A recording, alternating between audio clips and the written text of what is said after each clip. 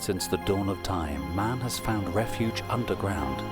Skeletons, cave drawings and ancient tools tell of our ancestors using caverns for shelter and as hiding places. As man became more adept at engineering, he was able to dig deeper and construct bigger and better underground structures. From smugglers' passages to hidden fortresses, from forgotten mines to wartime bunkers.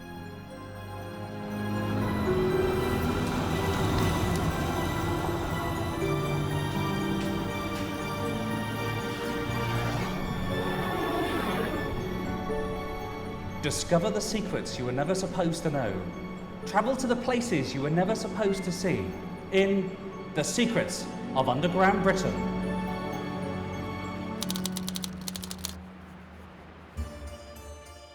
Travel back in time to discover the secret subterranean headquarters that masterminded the Second World War.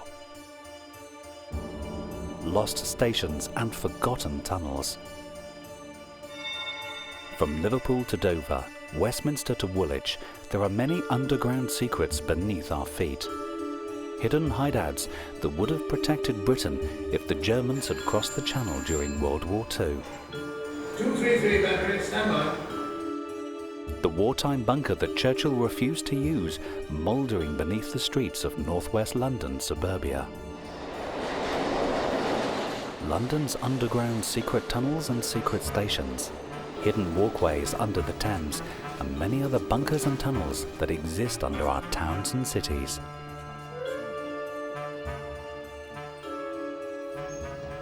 Today, London's underground train network stretches over 253 miles, carrying more than 3 million passengers a day between its 275 official stations. But there are many miles of forgotten underground tunnels beneath the streets of London, along with unofficial stations that now lay dormant. Down Street, York Way, Wood Lane, South Kentish Town and Brompton Road are a few of the ghost stations that were built but have now been subsequently closed. Some are simply abandoned, others have been turned into shops or businesses, but some are still accessible to the public who have the right set of keys. Probably the most atmospheric of the disused stations is Wood Lane.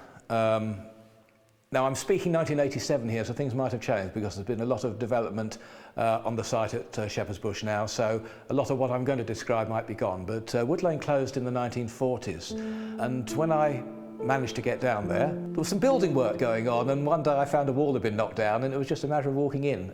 Perhaps I should have asked somebody, but hey, it was the 1980s, you didn't in those days. And I managed to get down into the subways and was amazed to see posters from the 1940s still all over the walls. And I got onto the platform. It wasn't a main running line, so there weren't trains passing by. By that time it was just a branch line into the depot. But there was the name, the London Transport bullseye on the wall, Wood Lane, still there, in glorious red and blue. So I took my photographs, and then I saw other people coming along, and it seemed that London Transport staff were using it as a shortcut to the depot. They'd found this hole in the wall as well, and they were just coming in that way, and I had my little orange jacket on, and we said hello to each other, and I didn't know whether they were supposed to be there, they didn't know if I was supposed to be there, so we all went about our business, but it's an atmospheric place.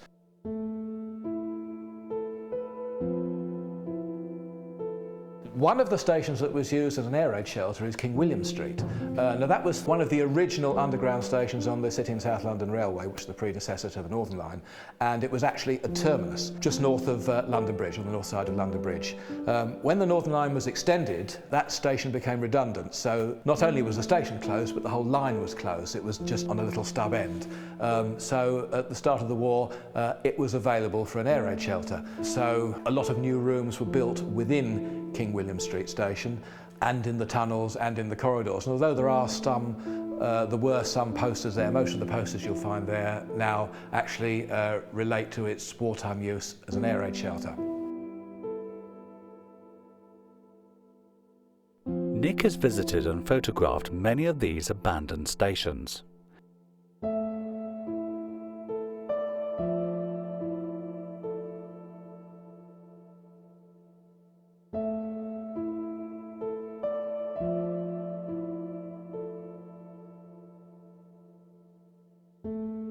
London Underground don't allow visits to any disused stations anymore. But when I visited Down Street, we actually walked in from the street level entrance in Down Street and walked down a spiral staircase into the station. A lot of the original tiling from the time the station was actually in use as a tube station is still there. But there's also a lot of evidence of its wartime use, telephone exchange, a lot of electrical switchgear, that's all still there. Painted a very sombre grey these days.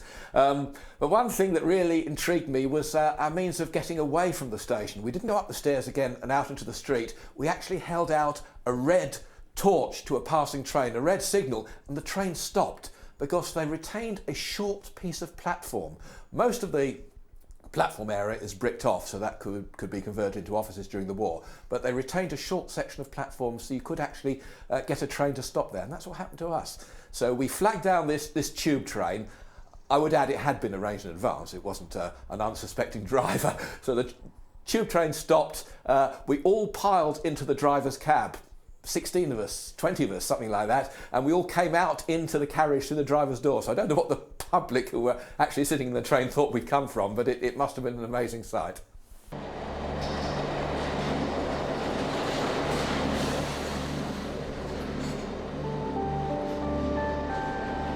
But another underground railway existed that was never open to members of the general public. Running 6.5 miles from Paddington to Whitechapel, it was operated exclusively for London's letters and parcels. 8 sorting office stations were served by a hidden network 75 feet underground. Built to the same standards as the regular tube, it even had a special passenger carriage which could take people between stations. Excavations began in 1917, and during the First World War, the unfinished tunnels were used to store the Elgin marbles to protect them from air raids. After the war, work continued, and they were secretly opened in 1927. The Royal Mail was the lifeblood of London, and it was imperative that the letters were delivered daily and on time. Travelling above ground, the mail was subject to robbery and the weather, but underground they were secret and safe.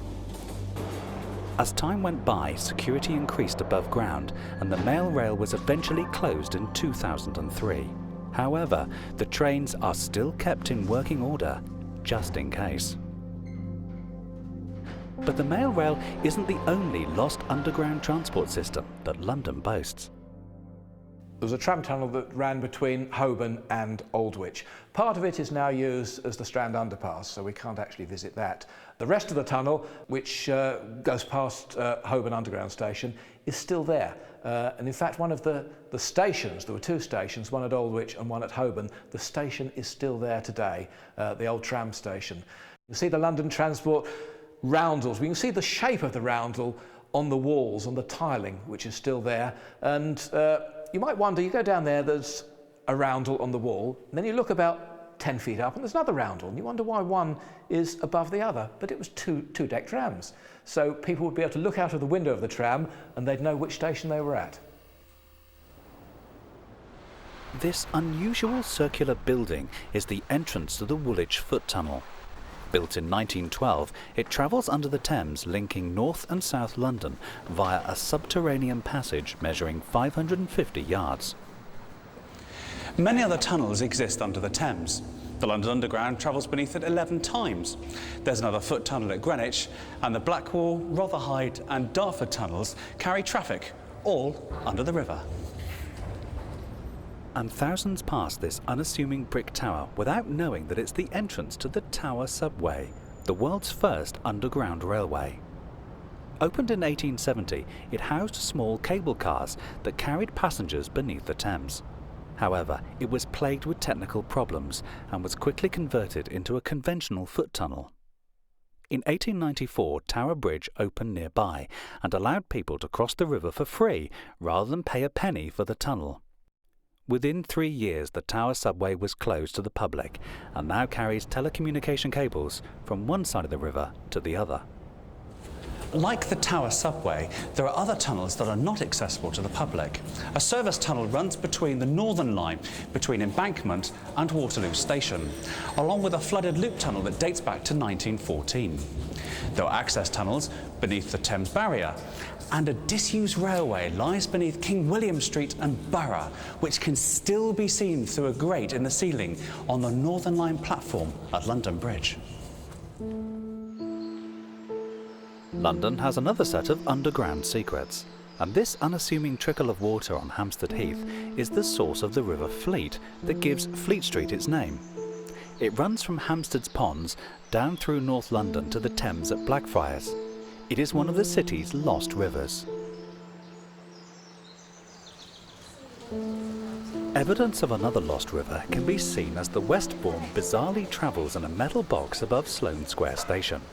It too rises from the ground at Hampstead. Other lost rivers include the Tyburn, Effra and Stamford Brook, all once flowing freely but long since enclosed and forgotten. Moving further north to Glasgow, we find another underground secret, as London isn't the only British city to have a disused subway station. The Glasgow Underground, which started life as the Glasgow and District Subway, opened in 1896 after 5 years of construction. And on its first day of opening in December of that year, it was so popular and so busy that there was crushes at a lot of the stations. And there were a few injuries and no deaths and nothing of any severe of injuries, but they had to close the subway for several weeks in order to put a few more safety barriers in because of that popularity. It goes from the city centre to the West End. It's 6.5 miles in one circle, so there's 2 tubes going 6.5 miles. At the time, it was the second underground in Britain and only the third in the world.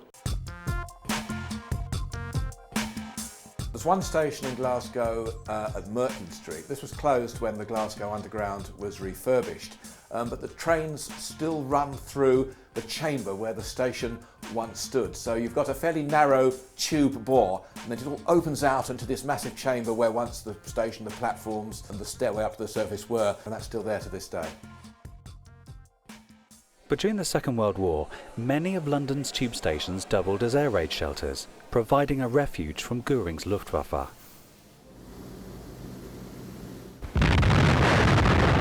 But there were many more secrets beneath London streets. There was one large network of tunnels to the east of London, which was the Central Line extension. Work on that was started in the 1930s, but it certainly hadn't been completed by the start of the war, but the tunnels were ready. So those tunnels were commandeered by the government, and they made a longitudinal factory for companies like Plessey, who manufactured aircraft parts. It was a massive factory with entry at a number of the station sites like Redbridge. They laid a narrow gauge tramway along the tunnels to actually give the workers a ride to their workplace, and one or two of them actually used bicycles to get to work as well down in the tunnels. A fascinating use for the unfinished Central Line tunnels in the early years of the war. The advances being made in enemy bomb making made being underground the safest place to be. So the government began building a series of secret underground bunkers right across the country. Although classified as top secret for many years, today Churchill's Cabinet wartime bunker is open to the public. The ceilings were reinforced with concrete and steel to protect the government from the Blitz, which saw over 43,000 civilians killed and more than 1 million British buildings destroyed or damaged.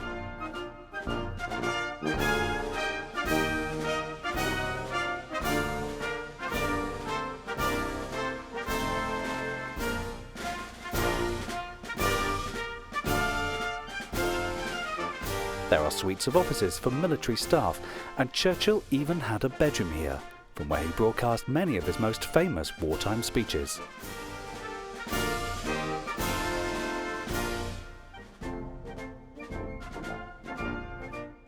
In the map room, the movement of all Allied shipping was carefully charted on the giant wall map, which is still pockmarked with pinholes today.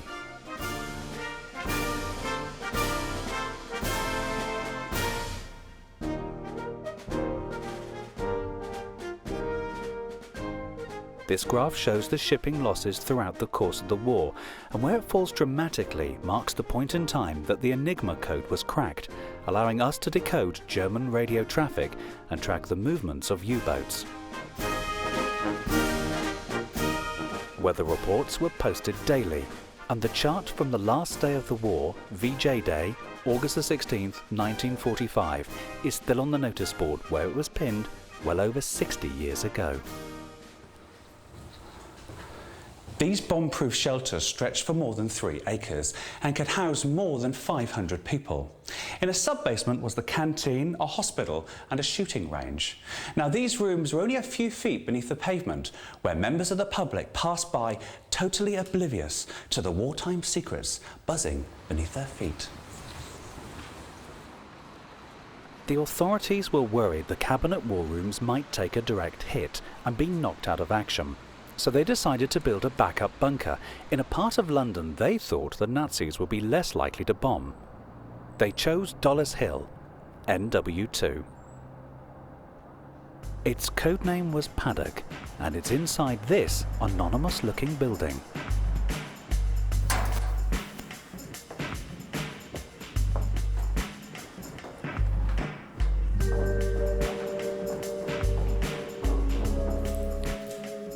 And this is it, one of our nation's greatest secrets. Paddock, and we're actually inside. Now, taking a look around in here, we're not too sure what all the rooms were actually used for. We can make a good guess for many of them because of the artefacts that we found inside.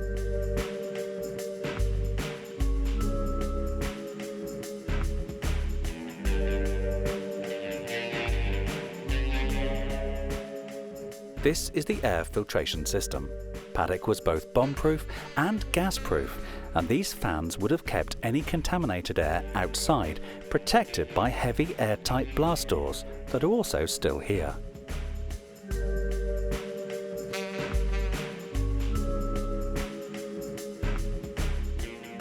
Unlike the cabinet war rooms in Whitehall, Paddock has never been open to the public and is now in a rather sad, damp state of decay.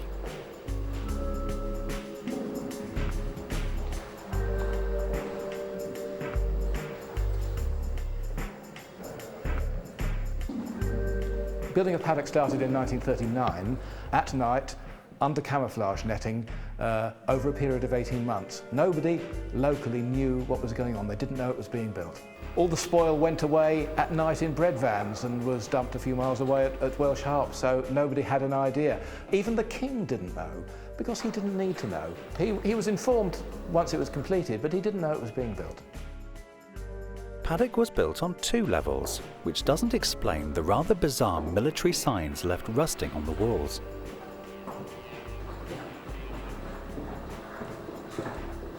This is the deepest part of the bunker and the most safe. I'm 40 feet below ground level here. There's 9 feet of reinforced concrete above my head.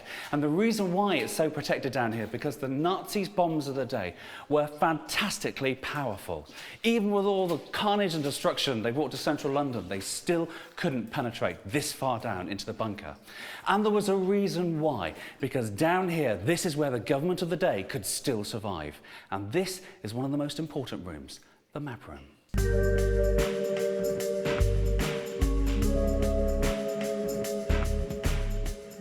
One of the interesting things about the site is the fact that there's no sleeping accommodation here. If the government had come here and the bunker had to be sealed down, if there was a gas attack and they had to be sealed in, there was nowhere to sleep, there were no bunks here. So it would have been just a matter of sort of bedding down where you could on the floor on a blanket. No toilets, maybe Churchill might have had an Elson, there might have been the odd fire bucket around. Conditions in the bunker would have actually been grim if they'd had to stay here overnight. The staff here would have gone upstairs to eat in the post office canteen, but if the bunker was shut down and they had to eat down here, there is a tiny little room with a couple of old butler sinks and a food preparation service and a serving hatch straight out into the corridor. So, you know, if need be, there could have been basic refreshments served down here.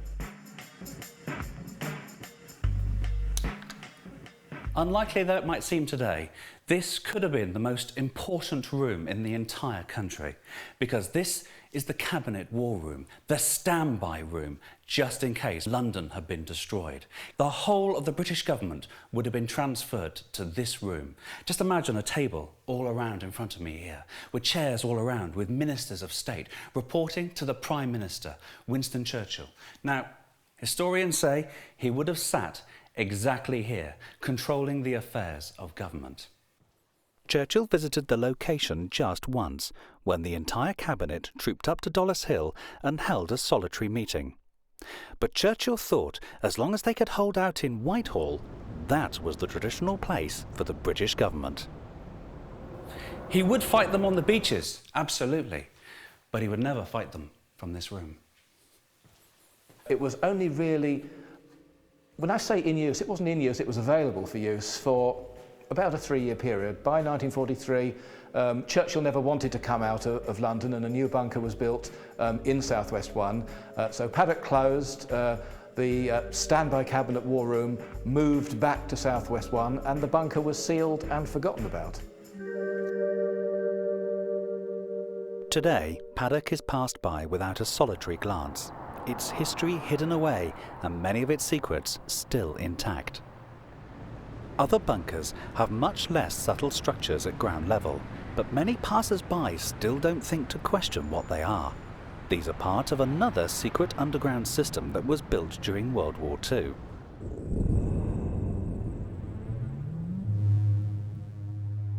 A series of bunkers built adjacent to deep-level stations on the Northern Line, including Belsize Park, 3 in Clapham, others in Stockwell, Camden Town and Goodge Street.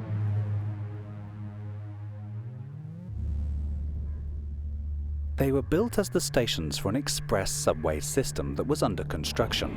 But on the outbreak of war, they were converted into deep-level air raid shelters, and the express tube never happened. The bunker across the road from Goodge Street was designated as a secret headquarters for Eisenhower as a secure command centre for the D-Day invasion of Europe. The size of these bunkers was enormous, and they were said to be able to accommodate well over 9,000 people in each. London's most remarkable set of secret tunnels was built by the Post Office. According to the official story, they accommodate London's service cables. They stretch for 12 miles, from Bethnal Green in the east to Maida Vale in the west. The tunnels were originally conceived and constructed as part of the mail rail system. But this part of the line would have taken them underneath some of our most secret and sensitive buildings, as well as some of London's best-known landmarks, including Whitehall, 10 Downing Street, Trafalgar Square, and beneath the Houses of Parliament itself. In 1980, a journalist called Duncan Campbell managed to gain entry to the tunnel network by lifting a manhole cover on a traffic island near Bishopsgate. Once inside, he discovered a door that opened onto a shaft 100 feet deep. At the bottom of the shaft were miles of secret post office tunnels. Fortunately, the intrepid reporter had taken a collapsible bicycle with him to help get around. And he didn't encounter any security, as it was after 5 p.m, which is apparently when the patrolman went home.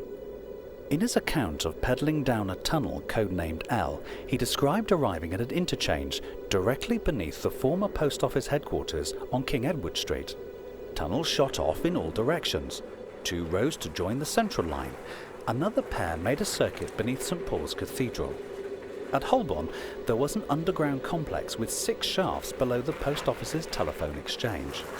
Campbell was quoted as saying, "If the government can hide this from us, it's plain they can hide anything."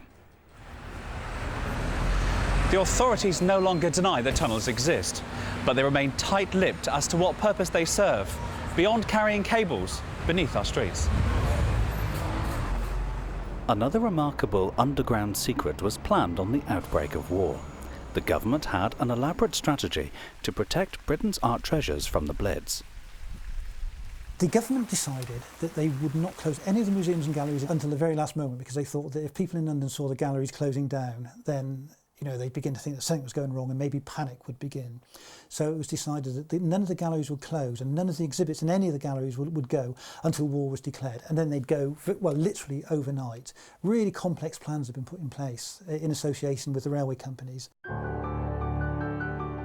War started 2nd of September, the plan was put into action and it ran like clockwork. Within hours, every picture, for instance, was taken out of the National Gallery, put on board a train at Camden and shipped off. It's a fantastic story. It's the most expensive single cargo on a British Railways train ever. All of the pictures from the National Gallery, about 2,200 pictures from the National Gallery, were stored deep underground in a slate mine at Manod in North Wales, up in the Snowdon Mountains. Everything else, the stuff from the V&A, British Museum, all of the documents from the Bodleian Library, for instance, everything from the Science Museum, was all concentrated into a relatively small stone quarry at Westwood in Wiltshire, near Bradford-on-Avon. But whilst Britain managed to save its priceless art, it didn't always have the same luck with its soldiers on the continent. By June 1940, the Germans' blitzkrieg had pushed the Allied troops back and the British were trapped at Dunkirk. Vice Admiral Bertram Ramsay was called out of retirement by Churchill to oversee Operation Dynamo and rescue the soldiers.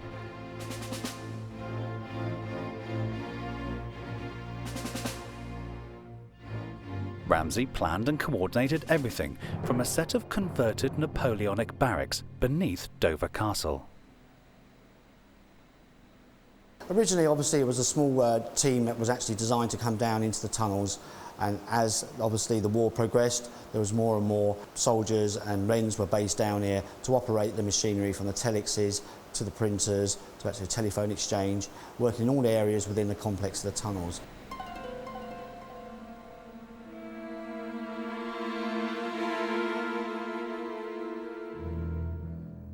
It's a huge complex of tunnels. People that were working and based down here during those times would not be allowed to go beyond certain doorways. We have 3 levels of tunnels here. We have the annex level, which is the hospital level. We also then have the casemate level, and there's another level called Dumpy, and that was a regional seat of government during the Cuban Missile Crisis.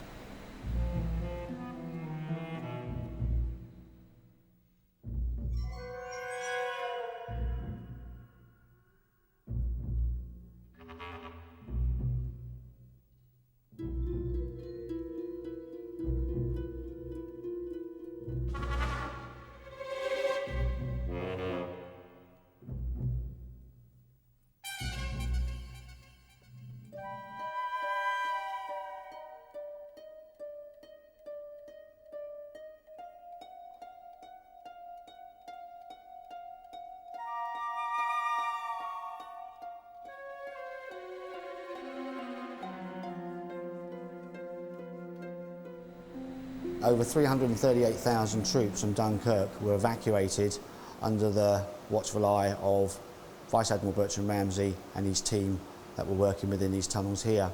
It was actually on the 26th of May 1940 when he had the order to start Operation Dynamo. Everybody thought that the next day, or the next week, that the Germans would be coming.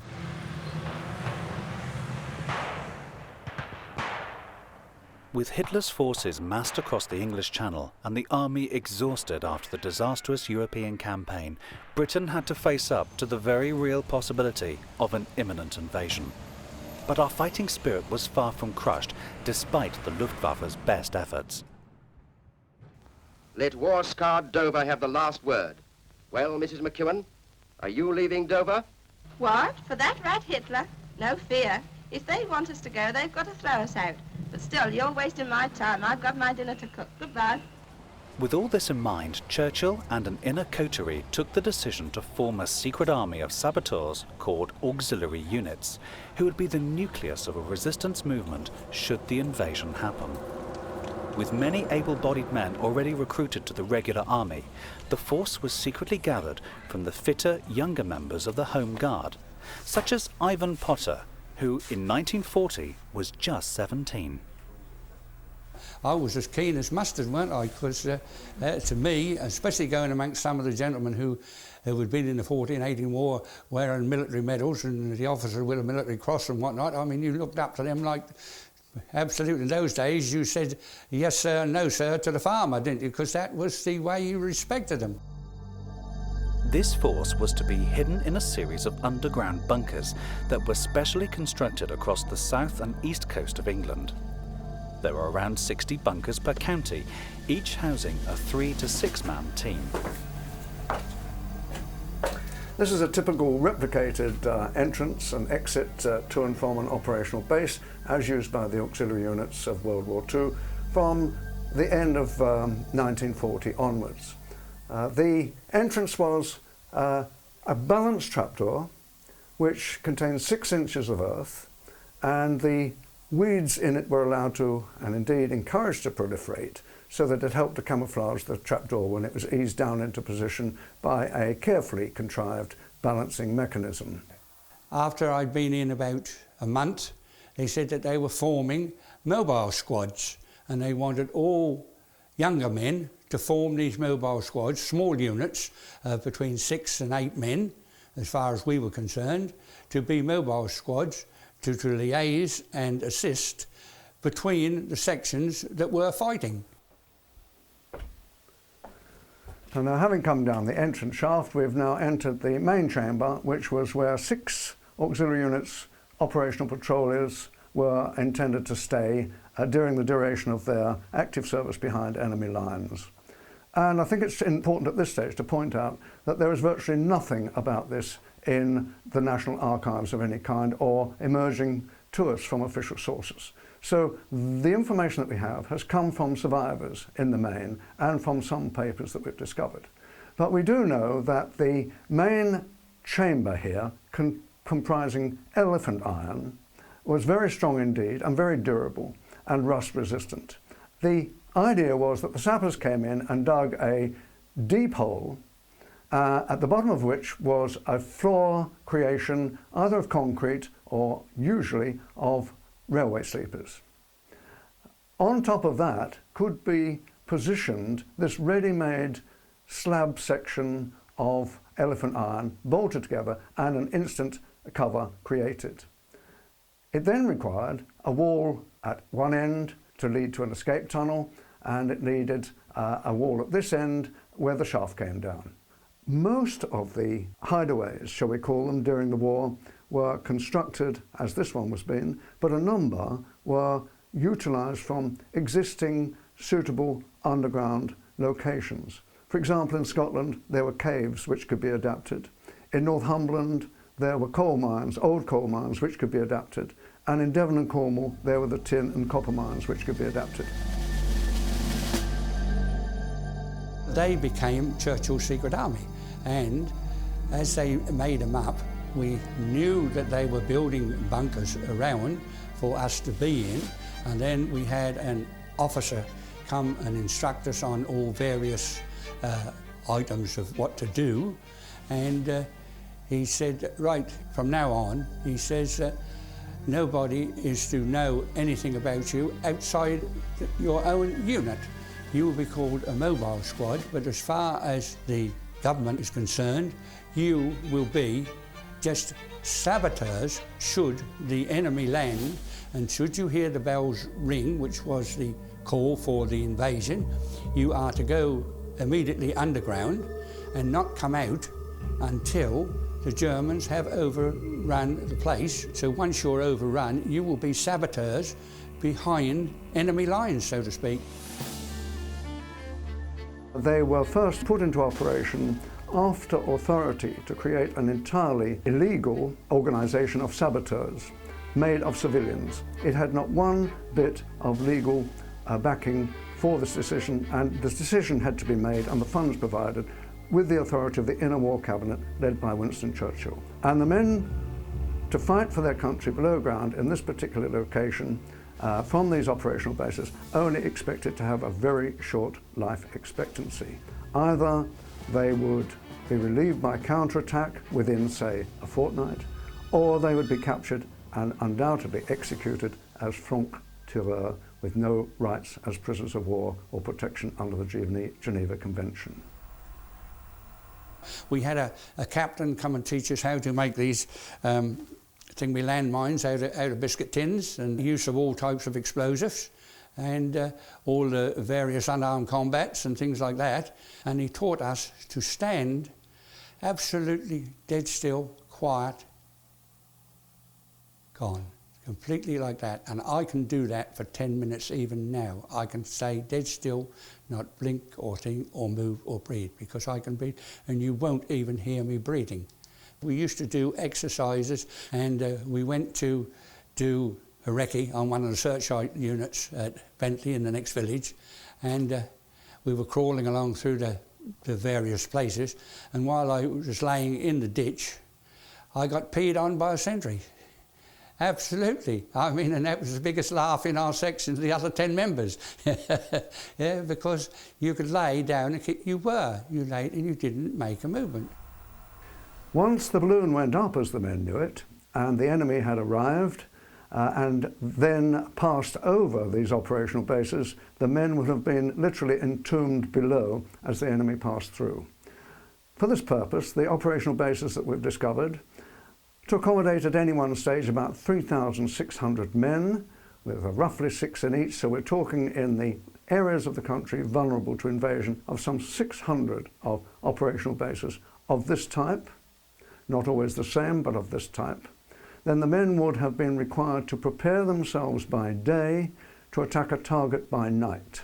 They were expected, because of their special training and special skills in local knowledge, to be able to operate silently and secretly in their own locality, carry out an operation each night against the enemy, which essentially would be using explosives to blow up his supplies and his reserves and his tanks and his aircraft, and then return hopefully to the safety of this operational base by day.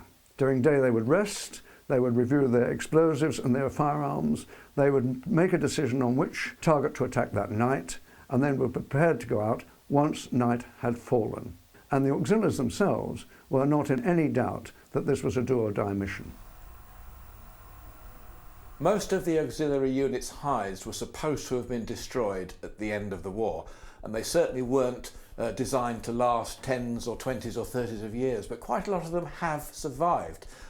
Sussex has quite a good survival rate, and I've visited many of the auxiliary hides in Sussex, and 3 or 4 of them still exist in a fairly good state of preservation, with wooden bunks, with basic furniture, ventilation, and often a tin-lined shaft that you can just about get into. I can remember one I went into where the sides had been pushed in, and I'm a little bit of a porky person, and I got absolutely stuck trying to get into the auxiliary hide. I made the mistake of going on my own without telling anyone I was there, and I was stuck in that shaft for 5 hours before someone came along and hauled me out. Quite a frightening experience, I can tell you. While the auxiliary units were ready to repel an invasion from the English Channel, being an island nation also presented us with the problem of how to import the thousands of tons of goods that we needed to keep the war effort going. Liverpool, on the west coast of England, was designated as the principal dock into which the vast convoys of merchant shipping would be directed. And Derby House, an anonymous office with a vast basement, was secretly converted into a wartime bunker to coordinate the Allied shipping so essential to winning the war. This particular facility was chosen for the nature of the strength of it. It was also modified by the MOD to make it even stronger. It was gas-proof and bomb-proof. There were 400 people working here, and conditions were extremely uncomfortable because it was 24 hours a day, never stopped. There was the heat was a problem. Because it was underground, no windows, the ventilation was extremely primitive. Most of them were smoking. And also the canteen was down there, so that was constantly generating heat.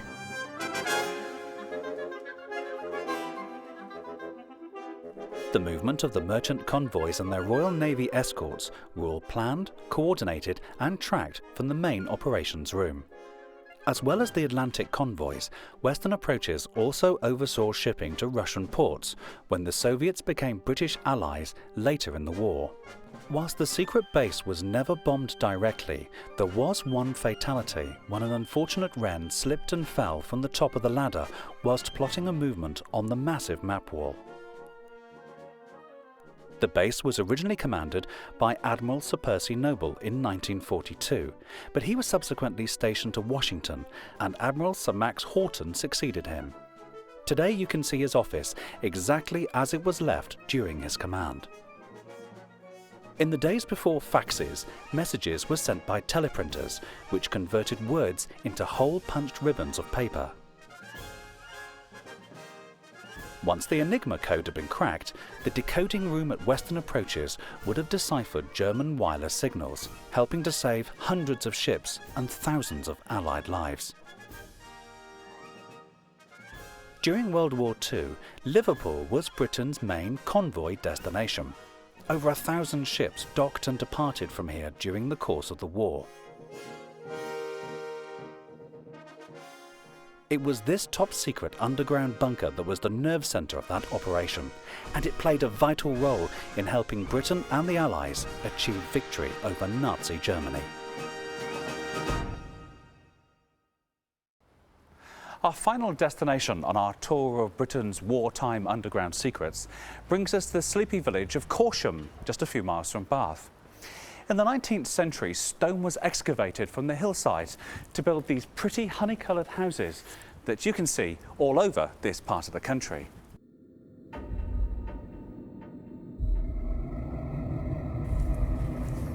The stone came from down here, deep below the ground. In early 1934, the government wanted to construct a bomb-proof ammunition depot. And the acres of tunnels and passages left by the old limestone quarries were an ideal location for the construction to take place. I've lived in the Corsham area virtually all my life, and everyone around here has kind of known that something was going on underground. You know, there were always all sorts of rumours about all sorts of things. You could see these places through the wire, but you could never find any information about it. Well, the place first started, or really started the planning, in 1934, and that's when the British government decided that if there were to be an upcoming war, then the storage of ammunition was one of their highest priorities. And they took it very seriously, and they went about the whole of the UK and actually identified 25 separate locations, all for underground storage. However, here at Corsham, it was the first depot that was identified by the government, and it was the first to be started. Underground quarrying in the area had left vast, sprawling, cavernous spaces, perfectly dug holes into which to construct the ammo dump. In 1934, they thought that the quarry they'd purchased from Bath and Portland, Tunnel Quarry here, was going to be all they'd need. And they divided it up into districts. Each of these small areas is a storage district. It's about 5 acres, and it would hold about 20,000 tonnes of ammunition, with conveyor belts running through the middle of them. All of these conveyor belts running off into bigger conveyor belts, which all fed into this underground railway platform here. And all of this was finished by the end of 1939, and certainly by the early part of 1940, virtually all of the ammunition supplies were in store in here.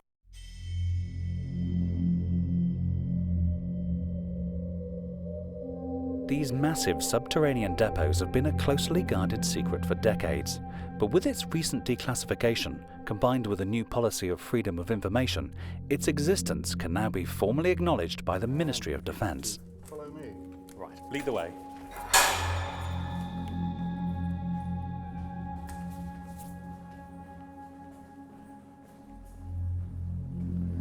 This is the main gallery. This is the Royal Engineers Workshop, and this is one of the little Ruston narrow gauge shunters used by the Royal Engineers to actually construct the place. I see it's emblazoned WD. What's that stand for? War Department. War Department number 1. Probably the first of these little engines that was actually brought underground when they started the whole complex. Amazingly, this miniature diesel shunting engine has laid here undisturbed for over 70 years. And this is the first of the ammunition districts. There's 10 in total, and each one is constructed as a purpose-built, separate ammunition depot in its own right. You've got 6-foot concrete walls surrounding it, blast doors at either end, and escape doors at each side. But it's the actual size of it which you will find staggering.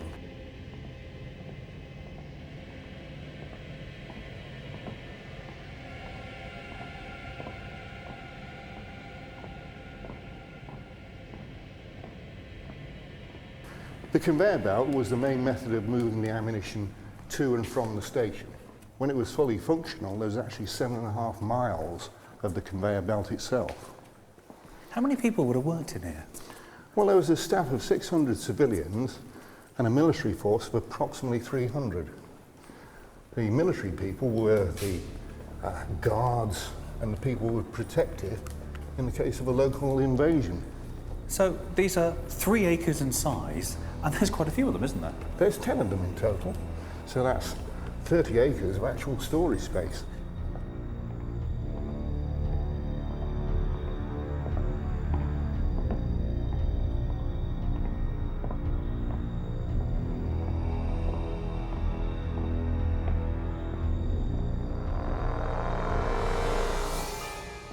This is one of the other methods that was used for getting ammunition in. When it was functional, there was a conveyor belt on this side and a winch on that side. From the top, there's actually 3 other slope shafts that radiate down into different parts of the ammunition depot. And the other ways of getting the ammunition in are through here.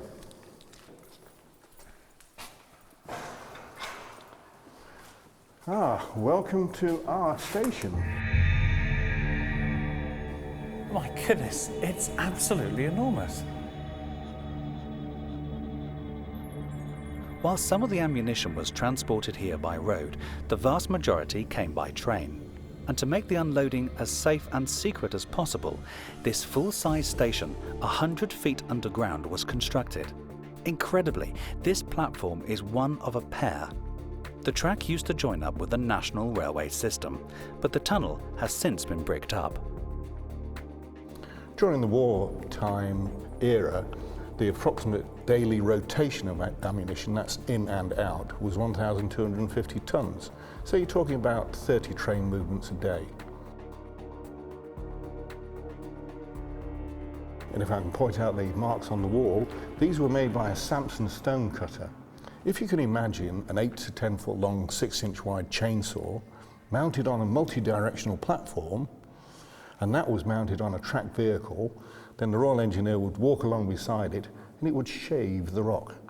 And indeed you can see the shave marks as you go up the wall. There would have been a workforce of approximately 10,000 building the place. Despite all this in-depth planning, the war took a turn for the worse for the British government. What they didn't expect was the collapse of France in the spring of 1940. The Germans overran all of the northern French airfields, so the whole of Britain suddenly was vulnerable to German bombing. So that left all of the aircraft engine factories and all the aircraft factories in the Midlands, particularly the Coventry and the Birmingham area, vulnerable to bombing. So there was this panic measure at the end of 1940, November 1940, to find some kind of underground accommodation for all of these surface factories which previously had been considered safe. So what they decided to do, they would convert another one of the caution quarries, Spring Quarry, which is this section here. In fact, Spring Quarry was still being worked at that time by the Bath and Portland Stone Company, and the men were thrown out overnight, literally. 26th of November they were told not to clock on next day, and men from the ministry moved in and started this conversion job, converted it into this enormous factory, 3.25 million square foot factory, which was by far the biggest underground factory during the war. Employed something like 25,000 people on 12-hour shifts, nearly all of them women, as a matter of interest. One of the problems was, with so many people working underground, there was this problem of getting them all up at the end of the shift. 25,000 people is a very large number of people to get from below ground up to the surface. It's not like an ordinary factory with lots of entrances and they just clock out and walk out, get on their bikes and go home. Here they had to come up 150 stairs or up in the lifts or whatever to get out. A big job. So, like at lunchtime, they were stuck underground. And what the ministry did was they built huge canteens which could accommodate all of this workforce of 25,000 in one sitting.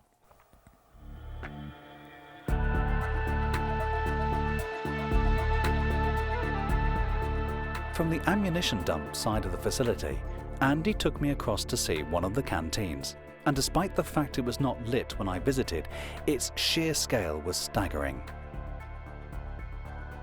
Sir George White, who was the chairman of the Bristol Airplane Company at the time, he insisted that to sort of improve morale underground, the environment should be sort of brightened up, and they employed an up-and-coming film set designer called Olga Lehman. Olga decorated all these canteens with the most amazing murals, huge murals. Each of the canteens was done to a different theme. Olga Lehmann is a story in her own right. Good old Anglo-Saxon name. She was actually born in Chile, in Santiago, in 1912. She had a French father and an English mother. At the age of 16, she won a scholarship to the Slade School of Art in London, and whilst there, she fell under the influence of a Russian emigre painter who was into murals. If you'll notice, there's only 4 primary colours used, and all these colours were actually found in the production of aircraft engines. So she was only allowed to use the equipment that she could get in the factory.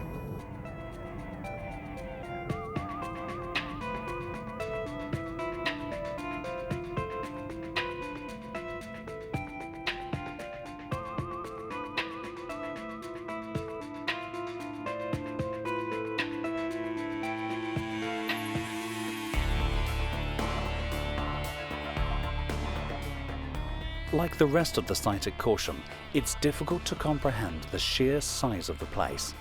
There were 6 canteens, each as big as the one we've just seen, and all decorated with Olga Lehmann's unique murals. It was just one of the many schemes the government hatched to keep its underground workforce happy and healthy. Another routine was a compulsory 20-minute session under a sun lamp to counter any detrimental effects of working underground. But they still had to get the workforce in and out every day, and they came up with an ingenious solution. The way they overcame this was to put 2 escalators in at the east and west end of the factory. And it might sound easy, you just go to Otis and order an escalator, but this is the middle of the war, steel's hard to come by, and they discovered that they simply couldn't get, even the Ministry of Aircraft Production, couldn't get a steel allocation to make new escalators.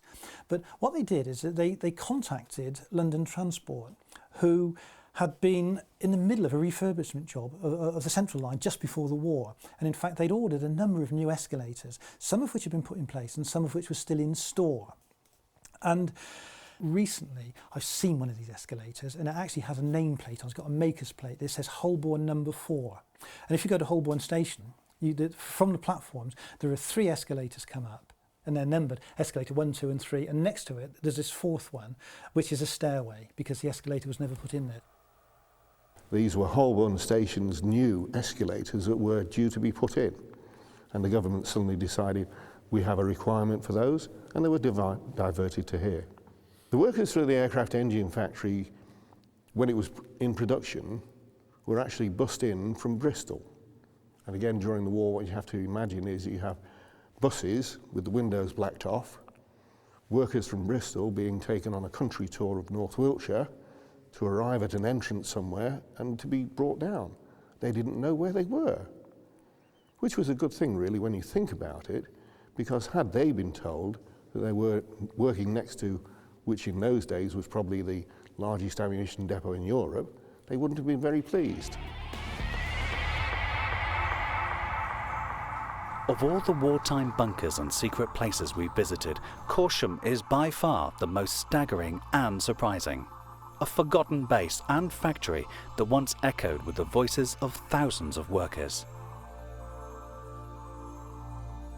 Today it stands empty and hushed, a relic of a bygone era. However, it still stands as a staggering testament to the British government's search for safety and protection underground, something that will become even more apparent as Britain approached the Cold War.